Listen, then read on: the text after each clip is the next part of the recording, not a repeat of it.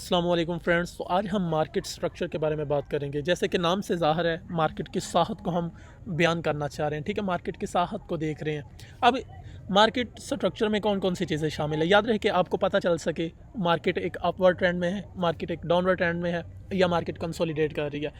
जिस तरह पीछे हमने break of structure, change of character, ठीक है, लिक्विडेशन जोन और ऑर्डर ब्लॉक किए, ये सारी की सारी चीज़ें अगर आप देखो तो आपको मार्केट स्ट्रक्चर के बारे में ही बताती हैं।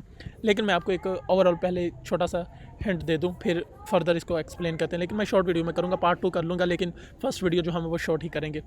पहला, मार्केट स्ट्रक्चर में क्या आता है, आपको ट्रेंड पता चल सके। जब भी आप मार्केट की साहत की बात कर रहे होते हैं तो आपके माइंड में फ़ौरन आ जाना चाहिए कि अभी करंट जोन में मार्केट का कौन सा ट्रेंड है। ट्रेंड में अब कौन कितनी चीज़ें शामिल हैं। एक अपवर्ड ट्रेंड होता है, ठीक है, ये इसको हम बुलिश ट्रेंड कहते हैं या अपवर्ड ट्रेंड कहते हैं। इसी तरह एक मार्केट नीचे की तरफ आ रही होती है, ये डाउन ट्रेंड है, या जिसको हम बेरिश ट्रेंड कहते हैं। एक और जिसमें मार्केट कंसोलिडेट करती है, ये हमारे पास zig zag like a snake की तरह, ठीक है, जिसको हम चोपी मार्केट कहते हैं या कंसोलिडेशन फेज कहते हैं, या जिग जैग मार्केट मूव कर रही होती है। तो ये 3 टाइप के हमारे पास ट्रेंड होते हैं।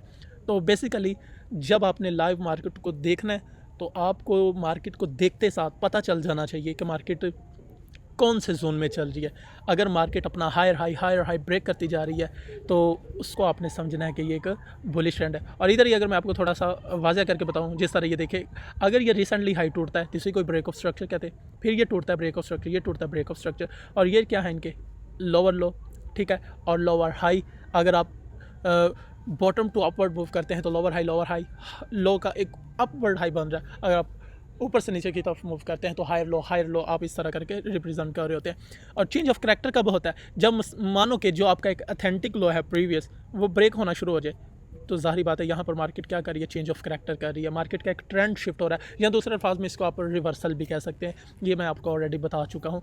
तो मेजर जब मार्केट कंसोलिडेट करती है, अब तीसरे की बात करते हैं, बेरिश का भी आपको पता ही ऑलरेडी आइडिया है आपके पास।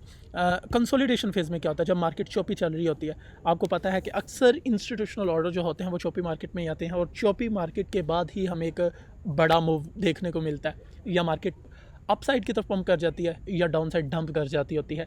अक्सर कंसोलिडेशंस के बाद हमें एक बड़ा मूव देखने को मिलता है। तो पता चला कि जब भी कंसोलिडेशन का फेज़ स्टार्ट हो तो उसी दौरान लिक्विडिटी भी जनरेट होती है, मींस कि लिक्विडिटी बन रही होती है अपसाइड की तरफ भी और डाउन साइड की तरफ भी। क्योंकि ज़ाहिरी बात है, जब कंसोलिडेशन फेज़ चलता है, मार्केट रेस्टिंग की हालत में जा रही होती है, तो रिटेल ट्रेडर वो अपनी पोजीशन को एग्जीक्यूट कर रहे होते हैं। कुछ ऐसे होते हैं जो बाय साइड में होते हैं, कुछ ऐसे होते हैं जो सेल साइड में पोजीशन को एग्जीक्यूट करते हैं। तो याद रहे, उसी सिचुएशंस में वेल्स जो होती है वो ट्रैक कर रही होती है, ऑर्डर जो ट्रेस करती है। इसी तरह उनके इंस्टीट्यूशनल ऑर्डर भी एक अलग होते हैं, लेकिन समटाइम ऐसा होता है हाफ रिटेल ट्रेडर को फ़ायदा हो जाता है और बाकी सबको लॉस हो जाता है। तो ये 2 चीज़ें मोस्ट इंपॉर्टेंट है इंस्टीट्यूशन फेज़ में, ठीक है, कंसोलिडेशन फेज़ के दौरान जब इंस्टीट्यूशनल बिहेवियर प्ले हो रहा होता है। लेकिन आप इस चीज़ को भी जज कर सकते हो कोइन ग्लास के ऊपर भी, ग्लास नोट के ऊपर भी, इसी तरह क्रिप्टो क्वांट के ऊपर भी, वेल्स के ऑर्डर को भी ट्रैक कर सकते हो। जिस तरह आप लिक्विडेशंस को देख रहे होते हो, लिक्विडेशन हीट मैप, ठीक है, उनका सारा का सारा स्ट्रक्चर आप उधर से वाज़ह देख सकते हो। इसी तरह मिसाल के तौर पर कुछ मार्केट इस पैटर्न के साथ चलती है, जिस तरह मिसाल के तौर पर लाइक एज जब आपको पता नहीं चल रहा होता, मार्केट कंसोलिडेशन फेज़ में आती है और फिर उसके बाद एक अपसाइड मूव देती है। मैं आपको एक स्ट्रक्चर बना के दिखाता हूँ। जिस तरह मार्केट अपसाइड की तरफ मूव की, फिर मार्केट थोड़ा सा कंसोलिडेट करती है और डाउनवर्ड ट्रेंड स्टार्ट करती है, थोड़ा सा as a compare to later bit, जिस तरह मार्केट चोपी हो रही है, लेकिन उसके बाद फिर एक ब्रेक ऑफ स्ट्रक्चर दे देती है, ठीक है। फिर उसके बाद डाउन साइड की तरफ ये जो रिसेंटली हाई बना होता है, इसी के आजू बाजू में सपोर्ट लेना शुरू हो जाती है, ठीक है। कंसोलिडेशन फेज स्टार्ट कर देती ताकि लिक्विडिटी को भी पकड़ा जा सके और ज़्यादा से ज़्यादा रिटेल ट्रेडर को ट्रैप किया जा सके। बेसिकली ट्रैप करना ही इंस्टीट्यूशंस का काम होता है, बड़े बड़े लोगों का काम होता है। फिर इसके बाद क्या होता है, फिर हमें एक बड़ा सा मूव अपसाइड की तरफ देखने को मिल सकता है। अब देखो, ये दोनों सिचुएशन है। यहाँ पर हम क्या कहेंगे, मार्केट का जो स्ट्रक्चर है वो नेक्स्ट शिफ्ट हो रहा है, और इसी चीज़ को ही ब्रेक ऑफ स्ट्रक्चर कहते हैं, सेम एज इट। इसके बाद जो अगला है, ये वाला हाई टूटा और एक नया हाई बनता है, ये देखो, ये टूटा, ये भी हमारे पास ब्रेक ऑफ स्ट्रक्चर है। तो मार्केट का स्ट्रक्चर आप स्टडी करें, मार्केट की साहत को आप स्टडी करें, तो break of structure, change of character भी सारी की सारी चीज़ें इसी सेंस में आ रही। अच्छा, अब होता क्या, मिसाल के तौर पर अगर ऐसा नहीं होता, मार्केट क्या करती है, नेक्स्ट बनाने की बजाय मार्केट डाउन साइड की तरफ मूव दे देती है इस तरह करके। ये वाला नीचे ये वाला लो जो एक अथेंटिक लो माना जा रहा है इसको ब्रेक कर देती है, ठीक है, इसको तोड़ देती है। तो इसको हम क्या कहते हैं, चेंज ऑफ करैक्टर हो गया।